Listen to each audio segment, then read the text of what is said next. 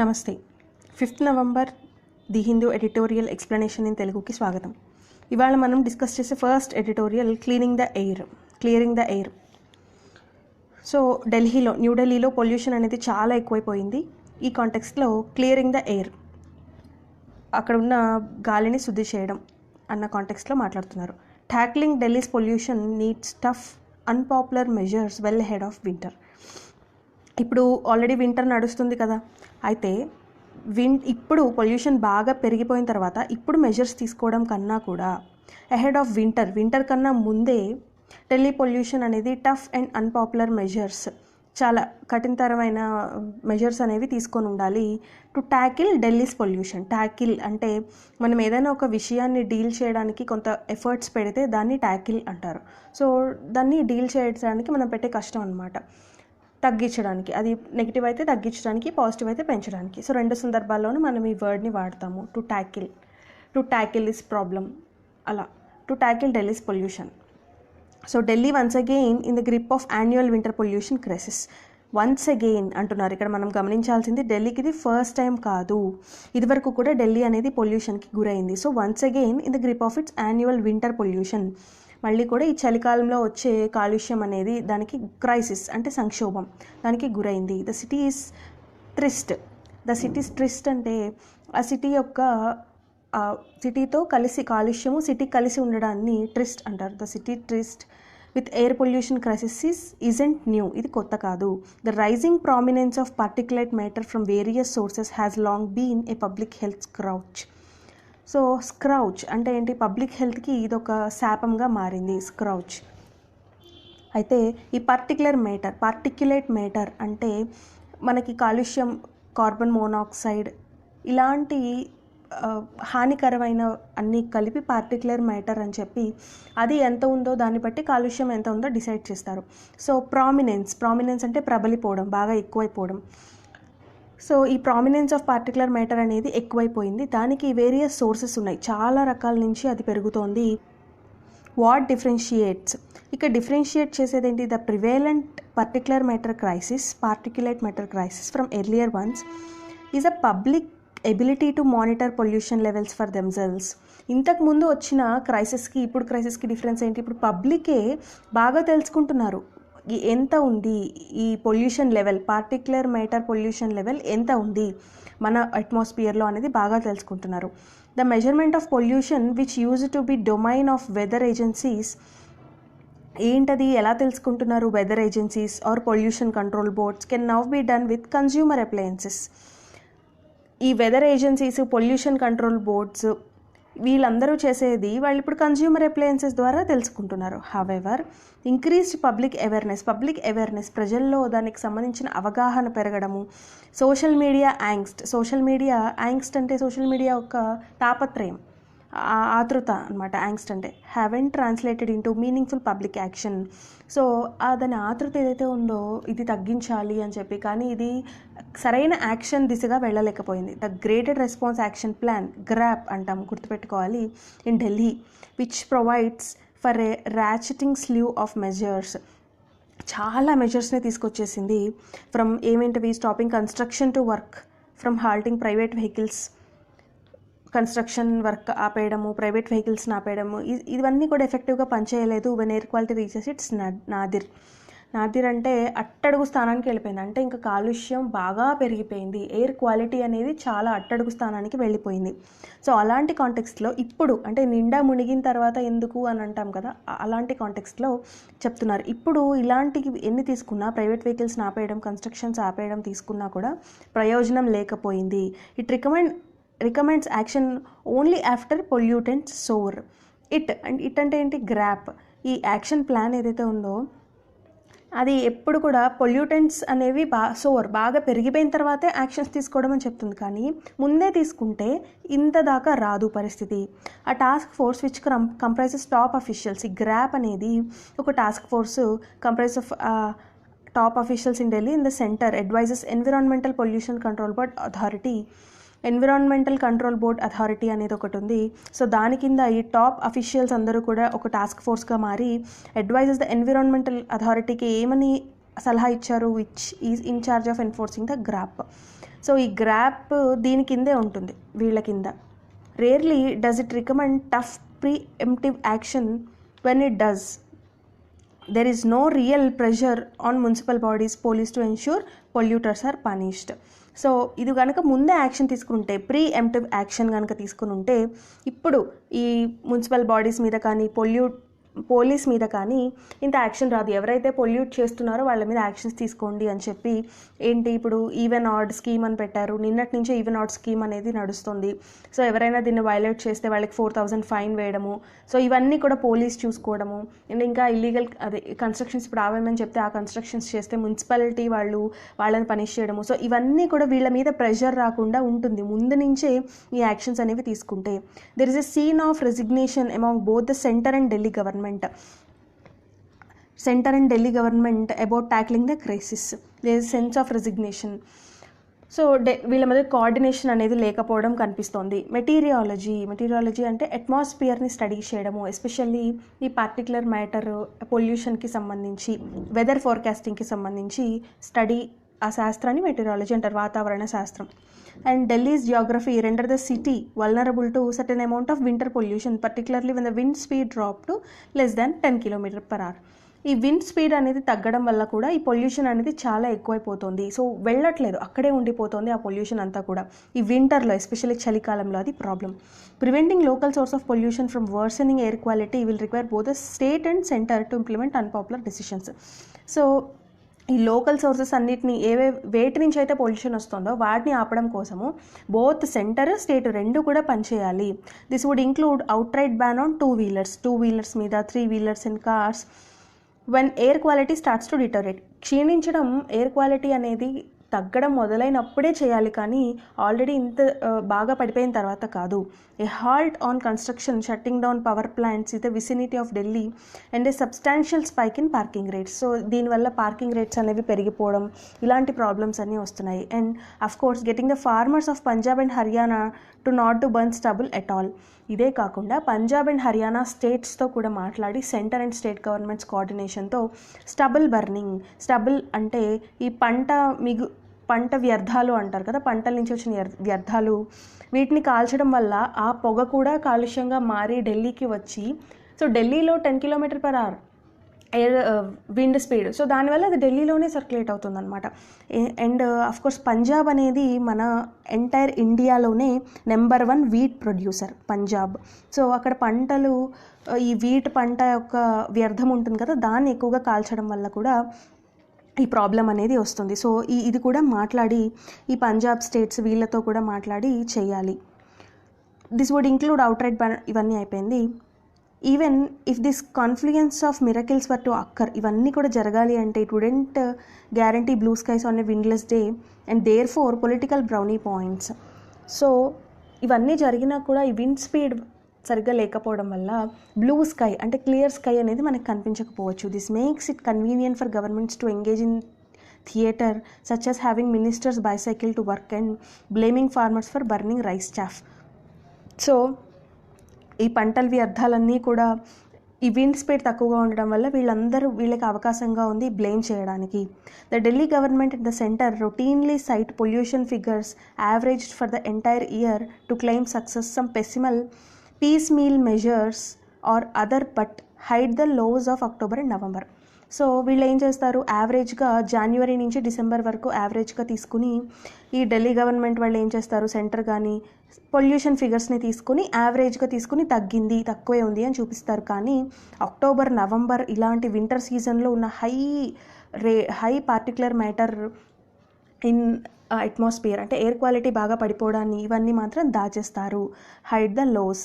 Tackling Delhi's winter requires tough steps.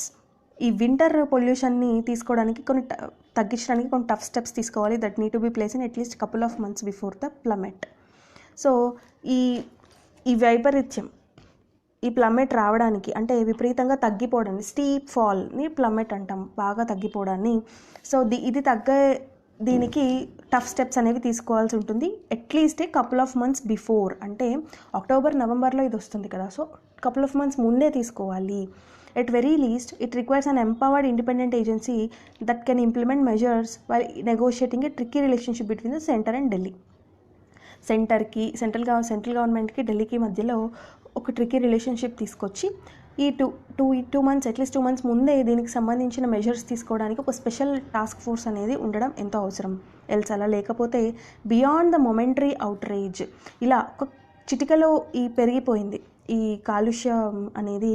So ఇదే కాకుండా the battle against pollution will remain reliant on a prayer and the wind. ఈ యుద్ధం ఏదైతే ఉందో against pollution, కాలుష్యానికి వ్యతిరేకంగా, ఇట్ విల్ రిమైన్ రిలయంట్ అంటే ఆధారపడడం. మనం రిలై అంటాం కదా, వి రిలై ఆన్ దట్ అని, అలాగే రిలయంట్. సో వి రిలయంట్ అంటే మనం దాని మీద ఆధారపడతాము. దేని మీద? కేవలం ప్రేయర్, విండ్ అంటే విండ్ స్పీడ్, ప్రేయర్స్ మీదే ఆధారపడతాం తప్ప మానవ ప్రయత్నం అనేది ఉండదు ఇది చేయకపోతే. స్పెషల్ టాస్క్ ఫోర్స్ పెట్టి ఒక స్పెషల్ ఇండిపెండెంట్ ఏజెన్సీ అనేది పెట్టి దాని ద్వారా సెంట్రల్కి స్టేట్ గవర్నమెంట్కి మధ్యలో ఒక ట్రికీ రిలేషన్షిప్ తీసుకొచ్చి అట్లీస్ట్ 2 months ముందే ఈ వింటర్ పొల్యూషన్ క్రైసిస్కి సంబంధించి ఢిల్లీలో యాక్షన్ అనేది తీసుకోవాలి. అది ఈ కంప్లీట్ ఎడిటోరియల్లో చెప్తున్నారు. మన సెకండ్ ఎడిటోరియల్ వచ్చేసి స్ట్రింగ్ ఆఫ్ డెత్స్. స్ట్రింగ్ అంటే ఏంటంటే తాడు, దారం లాంటిది. అయితే ఇక్కడ ఏ స్ట్రింగ్ గురించి మాట్లాడుతున్నారు? There are laws preventing the use of synthetic kite strings but enforcement is lacking.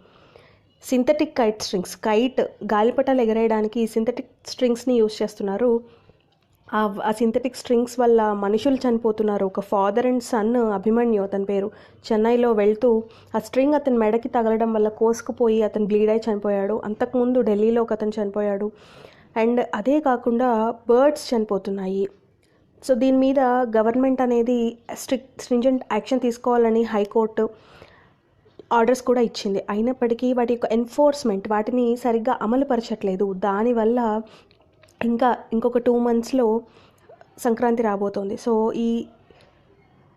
ఈ సందర్భంలో మళ్ళీ ఇలాంటి ప్రమాదాలు అనేవి జరగకుండా ఉండడానికి స్ట్రింజెంట్ యాక్షన్స్ అనేవి తీసుకోవాలి. అందుకని ఈ లాస్ ఏవైతే పెట్టారో ప్రివెంట్ చేయడానికి ఈ సింథటిక్ స్ట్రింగ్స్ని వాటిని అమలుపరచాలి అని చెప్తున్నారు. అయితే అసలు ఏమేమి జరిగాయి దీని గురించి అని ఇక్కడ కొంత ఇన్ఫర్మేషన్ ఇచ్చారు, మనం చూద్దాం. దీని పేరు మాంజా అని దాన్ని పిలుస్తున్నారు, లోకల్ నేమ్ అన్నమాట అది.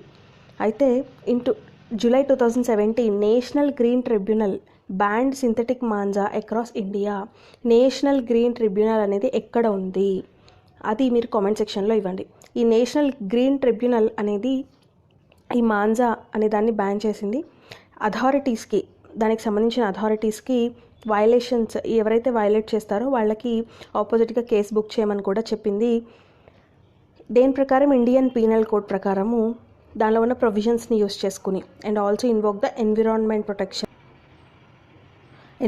ప్రొటెక్షన్ యాక్ట్ కింద కూడా క్రుయాలిటీ టు యానిమల్స్ యాక్ట్. ఎందుకని? బర్డ్స్ కూడా చనిపోయాయి కదా, అట్లీస్ట్ 2000 బర్డ్స్ వర్ ఇంజ్యూర్డ్ ఆ స్ట్రింగ్స్ అనేవి తగలడం వల్ల.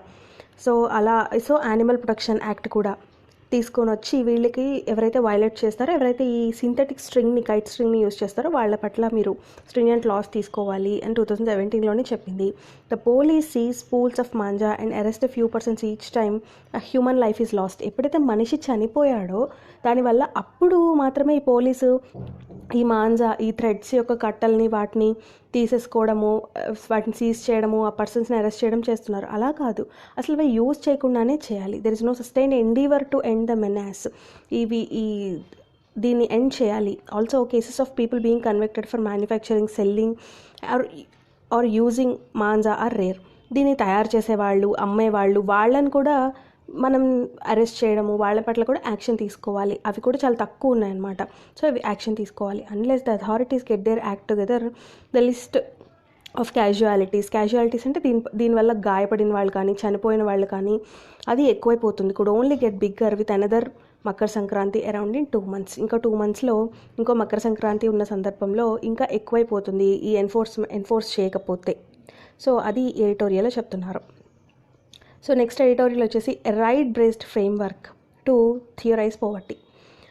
పేదరికానికి సంబంధించి రైట్ బేస్డ్ ఫ్రేమ్వర్క్ చేయాలి. అంటే వాళ్ళకి పేదరికం ఉండడం వల్ల వాళ్ళ యొక్క రైట్స్ అనేవి మిస్ అవుతున్నాయి. సో ఈ రైట్ బేస్డ్ ఫ్రేమ్వర్క్ అనేది చేయాలి. కొత్త కాన్సెప్ట్, కొత్తగా చెప్తున్నారనమాట. Debates on deprivation need to B grounded in the language of equality, opportunity and justice.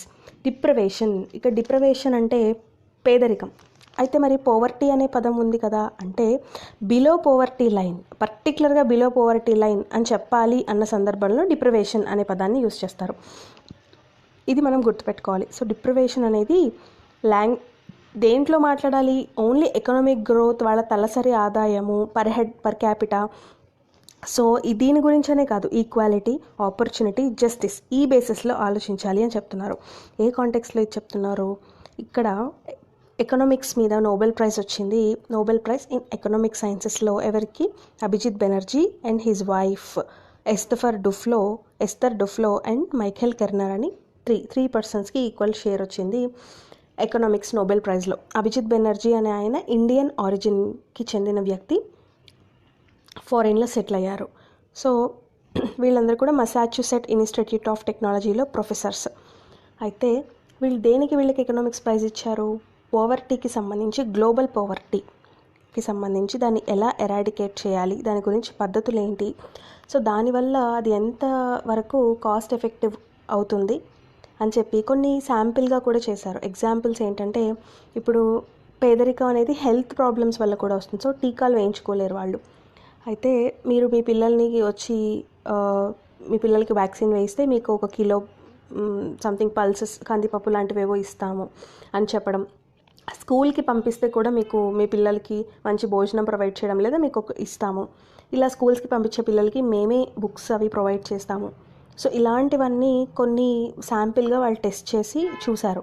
ఇలా గ్లోబల్ మొత్తం ప్రపంచవ్యాప్తంగా అన్ని దేశాల్లోనూ పోవర్టీకి అసలు కారణాలు ఏంటి, దాన్ని ఎలా ఎరాడికేట్ చేయొచ్చు అన్న కాన్సెప్ట్లో వీళ్ళు పోవర్టీ ఎకనామిక్స్ అని చెప్పి ఒక కొత్త కాన్సెప్ట్ని కనిపెట్టారు. అది కొన్ని చోట్ల వర్క్ కూడా అయింది. దీనికి సంబంధించి రీసెర్చ్ చేసినందుకు అభిజిత్ బెనర్జీ వీళ్ళకి వచ్చింది. అయితే ఆయన ఇది కూడా ఇచ్చారు, ఒక డిబేట్ కూడా పెట్టారు. ఏంటి అంటే గ్లోబల్ పోవర్టీ మీద. అయితే ఇక్కడ ఏం చెప్తున్నారు, అది కాదు పెట్టాల్సింది, గ్లోబల్ జస్టిస్ డిబేట్ అని ఆల్రెడీ ఇదివరకు జరిగింది, సో అలాంటిది ఇప్పుడు జరగాలి. Global justice debate was extremely ఎక్స్క్లూజనరీ, it divided the world into distant need. ఇక్కడ మనకి ఒకటి గుర్తుపెట్టుకోవాలి చూడండి, గ్లోబల్ సౌత్, గ్లోబల్ నార్త్ అని 2 పదాలు ఉంటాయండి ఎకానమీలో. కానీ ఇది జనరల్ వర్డ్స్ అనమాట. గ్లోబల్ నార్త్ అంటే బాగా డెవలప్ అయిన countries like western countries, global south అంటే developing and under developed countries, వీటిని గ్లోబల్ సౌత్ అంటే. ఇప్పుడు మనం గ్లోబల్ సౌత్ అనగానే అండర్ డెవలప్డ్ కంట్రీస్ గుర్తుపెట్టుకోవాలి, గ్లోబల్ నార్త్ అనగానే డెవలప్డ్ కంట్రీస్ అని గుర్తుపెట్టుకోవాలి. సో ఇక్కడ వీళ్ళకి ఏం చేయాలి, బేసిక్ రైట్స్ అనేవి మిస్ అవుతున్నాయి. ఈ పోవర్టీలో ఉన్న వాళ్ళకి మెయిన్ బేసిక్ రైట్స్ మిస్ అవుతున్నాయి. కేవలం పేదరికం అని కాదు, ఇప్పుడు పోవర్టీ ఉంటే మనం వాళ్ళని ఈక్వల్గా చూడం కదా. వాళ్ళల్లో పోవర్టీ ఉన్నా కూడా వాళ్ళలో స్కిల్ కరెక్ట్గా ఉందనుకోండి, కానీ వాళ్ళ పోవర్టీ అనే దాన్ని మనం వాళ్ళ మీద ఇన్ఫ్లుయెన్స్ అవుతోంది, సొసైటీలో వాళ్ళని చూసే విధానంలో కూడా ఇన్ఫ్లుయెన్స్ అవుతుంది. అలా అవ్వకూడదు. ఈక్వాలిటీ, ఆపర్చునిటీ, జస్టిస్, ఈ మూడిటిని దృష్టిలో పెట్టుకోవాలి అని ఇక్కడ స్ట్రాంగ్గా చెప్తున్నారు. అంటే వాళ్ళ యొక్క స్కిల్ని బేస్ చేసుకుని పోవర్టీ అనే దాన్ని పక్కన పెట్టి జస్టిస్, ఈక్వాలిటీ, ఆపర్చునిటీ, అంటే వాళ్ళకు కూడా ఈక్వల్ రైట్ ఉంది. ఇప్పుడు మనీని బట్టి రైట్స్ ఉండవు కదా సొసైటీలో ఇండియన్ సిటిజన్ అయితే చాలు, అది రైట్స్ ఉంటాయి ఆబ్వియస్లీ. వాళ్ళు పూర్ అయినా, రిచ్ అయినా, మిడిల్ క్లాస్ అయినా సరే. సో రైట్ బేస్డ్ ఫ్రేమ్వర్క్ అనేది ఉండాలి పోవర్టీని ఎరాడికేట్ చేయడానికి అని ఈ ఎడిటోరియల్లో చెప్తున్నారు. నెక్స్ట్ ఈ ఎడిటోరియల్ వచ్చేసరికి fusing traditional medicine with modern. Traditional medicine అంటే ఏంటండి, మనకి ఆయుర్వేదిక్, యోగా, మన పాతకాలం నుంచి ఋషులు వాళ్ళ నుంచి వస్తుంది ఆయుర్వేదిక్. అది విత్ ద మోడర్న్ అంటే అలోపతి మెడిసిన్, ఇప్పుడు మనం వాడుతున్న మెడిసిన్. అయితే ఎందుకు ఇది చెప్తున్నారు, taking cues from the Chinese experience. Cues అంటే వాళ్ళు వాడిన పద్ధతులను యూజ్ చేసుకుని చైనీస్ ఎక్స్పీరియన్స్ నుంచి India can integrate the education, research and practice of both systems. India ఏం చేయొచ్చు, ఇంటిగ్రేట్ చేయొచ్చు, అంటే ఒకదాన్నొకటి అనుసంధానం చేయొచ్చు with education, research and practice of both systems. ఇక్కడ బోత్ సిస్టమ్స్ అంటే ఏం వాడుతున్నారు, అటు ట్రెడిషనల్ మెడిసిన్ సిస్టమ్, ఇటు మోడర్న్ మెడికల్ సిస్టమ్, ఇది బోత్ అంటే. సో ఎడ్యుకేషన్, రీసెర్చ్, ప్రాక్టీస్, ఈ మూడిట్లోనూ ఈ ట్రెడిషనల్ని మోడర్న్ని అనుసంధానం చేయాలి ఇండియాలో. చైనీస్ వాళ్ళు చేసినట్టు, చైనీస్ వాళ్ళు అలాగే చేశారు. అయితే ఇప్పుడు ట్రెడిషనల్ మెడిసిన్ని బాగా ఎంకరేజ్ చేయడం కోసము మన మోడీ గవర్నమెంట్ పెట్టారంటే అది అందరికీ తెలుసు. ఏంటంటే అది ఆయుష్. ఇది గుర్తుపెట్టుకోవాలి. ఇండియాలో ఉన్న మనకి ఋషులు, వేదాలు, మన ఏన్షియంట్ ఇండియా మనకు అందించిన దాన్ని ఇంప్రూవ్ చేయడం కోసం ఆయుర్వేద, యోగా, న్యాచురోపతి, యునాని అండ్ సిద్ధ, వీటన్నిటిని కలిపి ఆయుష్ అని పేరు, అండ్ హోమియోపతి, ఇవన్నీ కలిపి ఆయుష్ అని పేరు పెట్టి దీన్ని బాగా ఎంకరేజ్ చేస్తున్నారు మోడీ గవర్నమెంట్. అయితే ఈ ఆయుష్ over also 12,500 dedicated Ayush health and wellness centers are planned to be set up under Ayushman Bharat mission. ఇలాంటి డేటా కొంచెం గుర్తుపెట్టుకోవాలి మనం ఇలాంటి ఎడిటోరియల్స్ చదివినప్పుడు. ఆయుష్మాన్ భారత్ అని స్కీమ్ కింద ఆయుష్ సెంటర్స్ అనేవి ప్రవేశపెట్టాలి అని చెప్పి. అయితే ఇక్కడ ఏం చెప్తున్నారు, ఆయుష్ అనే దాన్ని సపరేట్గా అండ్ మోడర్న్ అనే దాన్ని సపరేట్గా చూడకూడదు, ఈ రెండింటిని కలిపి చూడాలి, అనుసంధానం ఎలా చేయాలి అన్నదాన్ని చూడాలి, ఇది వేరు అది వేరు అని కాకుండా. సో అలా అనుసంధానం చేయడంలో ఎడ్యుకేషన్ చదివేటప్పుడే వీళ్ళు దీన్ని కూడా యాడ్ చేసుకుంటూ చదవగలగాలి. అలాగే రీసెర్చ్ అండ్ ప్రాక్టీస్ కూడా వీళ్ళు దీన్ని అనుసంధానం చేసుకుంటూ రెండు రకాలుగా చేస్తే సో దట్ చాలా యూజ్ ఉంటుంది దానివల్ల. సో ఇలా చేయడం వల్ల medium and long term plan for developed ఎక్స్పీరియన్స్లీ in a view of massive drive for achieving universal health care కదా ఇప్పుడు అందరికీ కావాల్సింది. సో ఇలా ఇంటిగ్రేటెడ్ ఫ్రేమ్వర్క్ చేయడం వల్ల చాలా యూజ్ అనేది ఉంటుంది అని చెప్పి ఈ ఆర్టికల్లో చెప్తున్నారు. సో ఈ ఆర్టికల్ నుంచి ఎడిటోరియల్ నుంచి మనం నేర్చుకోవాల్సింది ఆయుష్ మెయిన్, అసలు ఆయుష్ ఏంటి, ఎప్పుడు ప్రవేశపెట్టారు, ఇవన్నీ ఇందులో ఉన్న ఫుల్ ఫామ్స్, అండ్ అలాగే ఆయుష్మాన్ భారత్ స్కీమ్ కదా, సో ఆయుష్మాన్ భారత్ స్కీమ్ వీటి గురించి మనం తెలుసుకోవాలి. అలాగే ఇంకొక మెయిన్ విషయము నోబెల్ ప్రైజెస్ గురించి ఇక్కడ ఎకనామిక్స్లో ఇచ్చారు కదా. సో నోబెల్ ప్రైజెస్కి సంబంధించి ఎన్ని ఫీల్డ్స్ ఉన్నాయి, అసలు నోబెల్ ప్రైజ్ ఎందుకు వచ్చింది, ఎందుకు ఇస్తారు, నోబెల్ ప్రైజ్లో మొత్తం ఎన్ని ఫీల్డ్స్ ఉన్నాయి, అలాగే 2019లో నోబెల్ ప్రైజెస్ ఎవరెవరికి ఇచ్చారు, ఏ ఫీల్డ్కి, వాళ్ళు ఏ దేశానికి చెందిన వాళ్ళు. సో ఈ డేటా అంతా కలిపి మనం ఒక మైండ్ మ్యాప్ చేసుకుందాము. అది ఎవరికి కావాలి, మైండ్ మ్యాప్ చేసుకోవాలి అనుకున్న వాళ్ళు కామెంట్ సెక్షన్లో నోబెల్ ప్రైజెస్కి ఒక మైండ్ మ్యాప్ చేసుకుందామని చెప్పి మీరు కామెంట్ పెట్టండి. Thank you so much for watching.